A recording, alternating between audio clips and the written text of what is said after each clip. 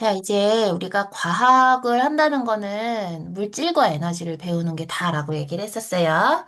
그중에서도 이번에는 동물이라는 이 생명체는 어떻게 에너지를 만들까? 그게 이제 이번 단원에서 우리가 배울 부분이에요. 생명체가 그러면 무엇인지 먼저 정의를 내려야 된단 말이죠. 그래서 이 생명체의 가장 기본 단위인 세포부터 그리고 이 세포가 모여서 과연 어떻게 되는지 알아보도록 하겠습니다. 책에서 보시면 생명체의, 즉 생물의 구성 단계를 보시면 세포부터 조직, 기관, 개체로 이루어졌다라고 되어 있는데 이거는 그냥 공통적인 단계들이고요. 이게 동물일 때 다르고 식물일 때도 달라요. 이제 여기 동물 같은 경우는 기관 다음에 기관계라는 어떤 단계가 있고 식물은 기관계는 없고 조직계라고 하는 단계가 있다라는 거. 그러면 이 세포, 조직, 기관, 기관계, 개체로 이루어진 동물은 조금 더 구체적으로 살펴보자면 우리 몸에 다양한 모양의 세포와 또 다양한 어떤 그 기능들을 하고 있는 어떤 조직들을 볼 수가 있어요.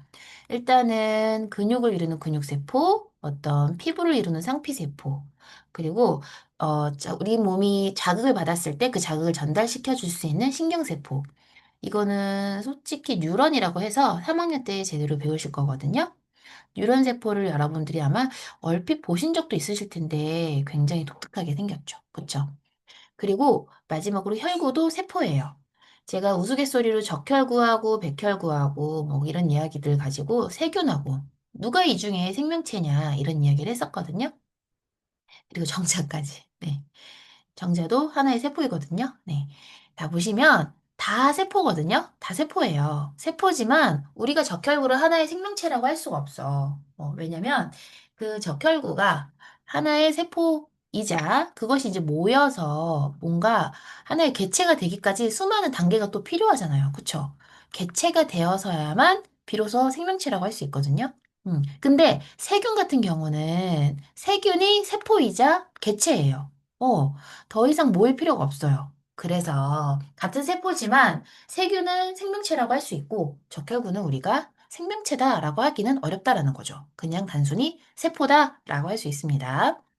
그리고 세포가 이제 모여서 조직을 이루는데, 그냥 여러 개가 모인 형태도 조직이라고 할 수 있고요. 이렇게 결합 조직 같이 어떤 형태도 있냐면, 뭔가 그 몸의 빈틈들을 꽉 채워주는, 즉, 혈관이면 혈관 속을 채워주는 게 이제 혈구들이잖아요. 네, 그래서 그렇게 뭔가 혈액 같은 것들, 혈관을 채워주는, 네, 이런 혈액이나 림프액, 이런 것들을 결합 조직이라고 합니다. 네. 그래서 보통 이렇게 근육세포가 모이면 근육 조직, 상피 조직, 신경 조직인데, 네, 혈구 같은 경우에는 이 혈구가 백혈구, 적혈구, 혈소판 해가지고 혈액 안에 다 들어있잖아요. 요런 친구들 결합 조직이라고 할 수 있다라는 겁니다. 기관은 뭔가 특별한 기능이 있어야 되고, 특별한 모양도 있어야 돼요. 그래서 위, 폐, 간, 심장, 콩팥, 방광 같은 애들이 있는데, 보통 그래가지고 선생님이 수업 시간에 이렇게만 딱 그려도, 이거 뭐야? 라고 하면 친구들이 딱 알아볼 수 있죠. 네, 못 알아본다고요? 알아볼 수 있어야 됩니다. 네.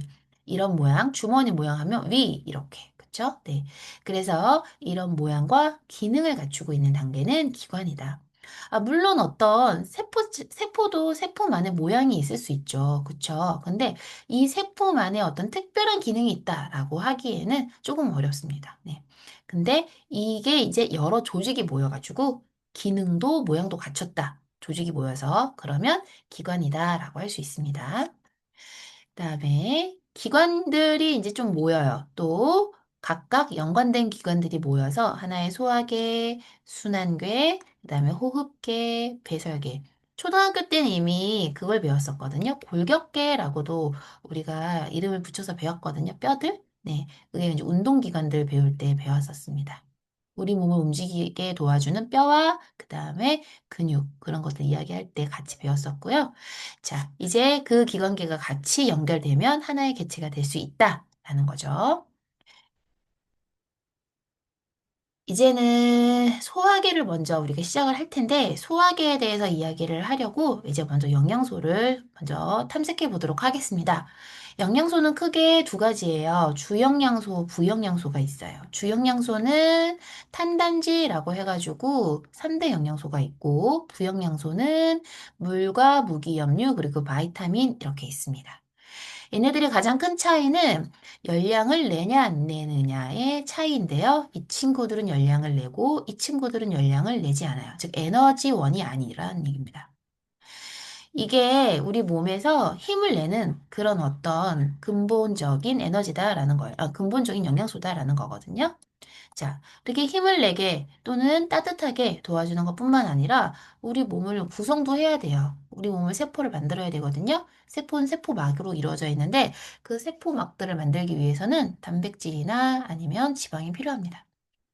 자, 조금 더 구체적으로 살펴보면 탄수화물, 단백질, 지방 3대 영양소인데 에너지원이다. 여기에다가 숫자를 하나 기억해 주시면 좋아요. 4, 4, 9 꼭 기억해 주셔야 돼요. 이거 무슨 소리냐면 탄수화물은 1g당 4kcal를 에너지 내고 단백질은 1g당 4kcal, 지방이 1g당 9kcal예요. 그런데 여기에서 재밌는 게 이 449를 갖고 있는 지방이 주 에너지원이 아니라 탄수화물이 주 에너지원입니다.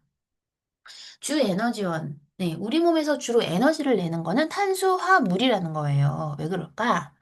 물론 지방도 많은 양을 낼 수 있지만 이 지방이 하는 주된 역할이 이 구성하는 데 많이 쓰여요.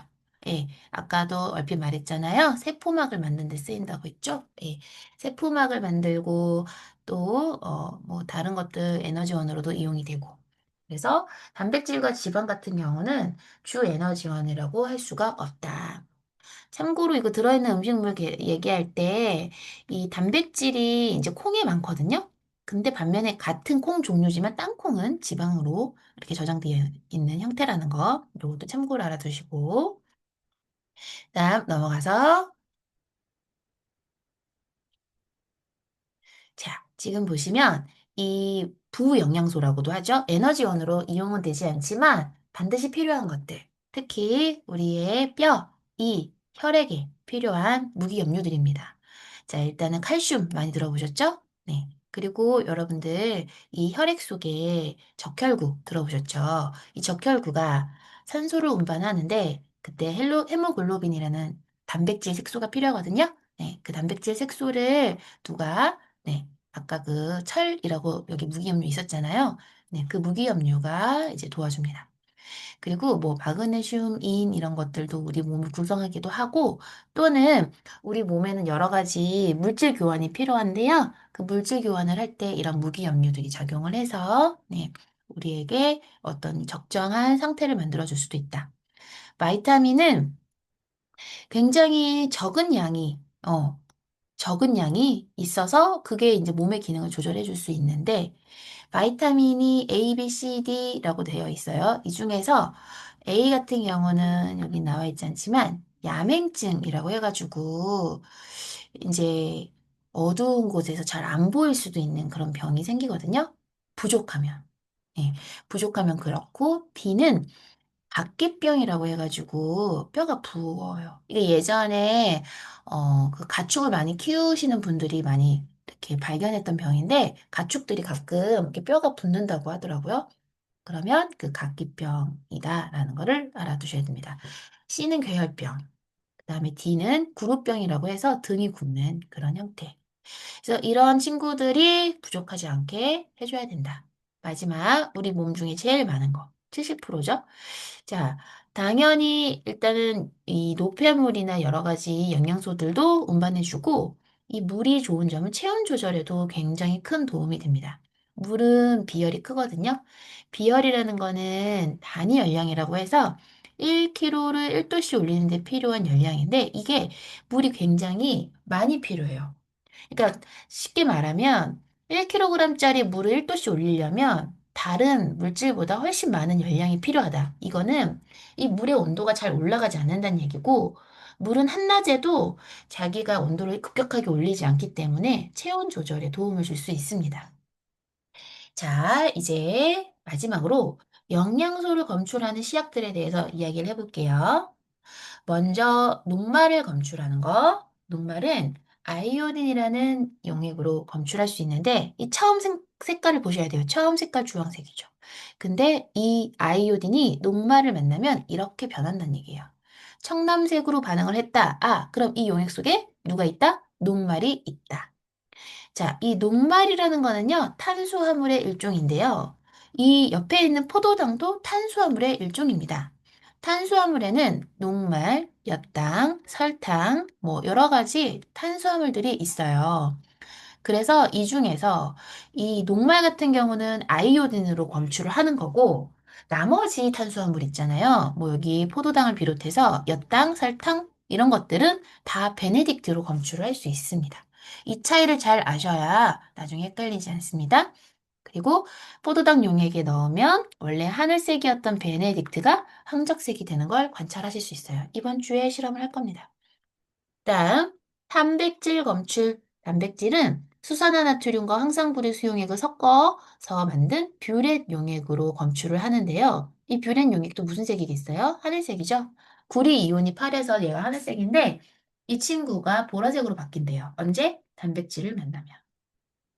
마지막 지방은 수단셀이라고 하는 일종의 유한 물감 같은 거예요. 그 친구를 떨어뜨렸을 때 당연히 지방층만 선홍색으로 진하게 바뀌는 걸 볼 수가 있습니다. 이렇게 우리가 영양소 검출을 다 해볼 수 있겠다. 그리고 우리는 색깔을 외워야겠다라는 거죠. 네.